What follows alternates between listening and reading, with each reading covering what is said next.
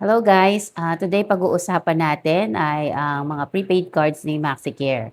So meron tayo ditong Prima cards, no? Ito yung mga sachet cards or ang mga murang cards na kapag hindi naman afford ng budget natin or naghahanap lang tayo ng prepaid, ito yung magandang kunin, no? Pwede lang itong gamitin sa mga MaxiCare's primary clinics po, no? Hindi siya pwedeng gamitin sa mga accredited hospitals and clinics po ni MaxiCare. So, unahin natin yung Prima Consult. Yung Prima Consult po is 999 per year, one-time payment. So, unlimited face-to-face consultations, no? Sulit na yan kasi nga, iba sa consultations, magkano ba? 300, 400, no? Kada visit mo sa doctor. Pero ito unlimited na.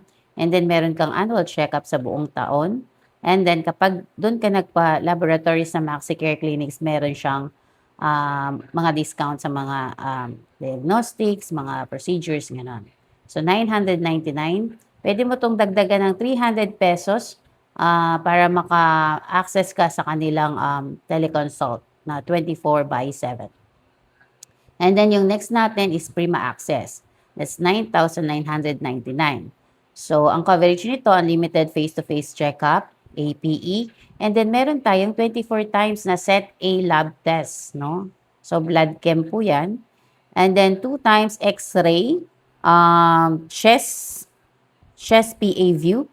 Yes, 2 times pwede natin gamitin. ECG, 2 times din. And then ultrasound, 1 time. And then discounted yung ibang mga laboratories na hindi covered.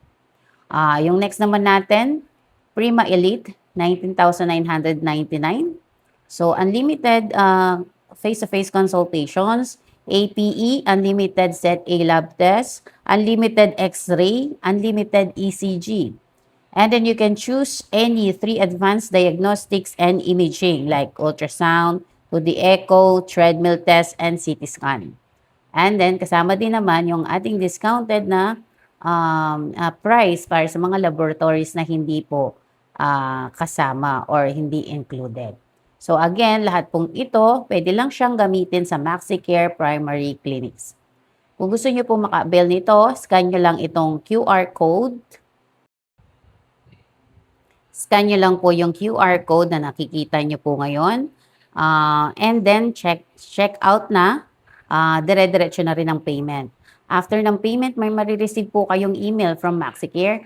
At once na na-receive nyo na yung email na yun, register nyo na kagad within 24 hours. Activated na po yun at pwede na pong gamitin.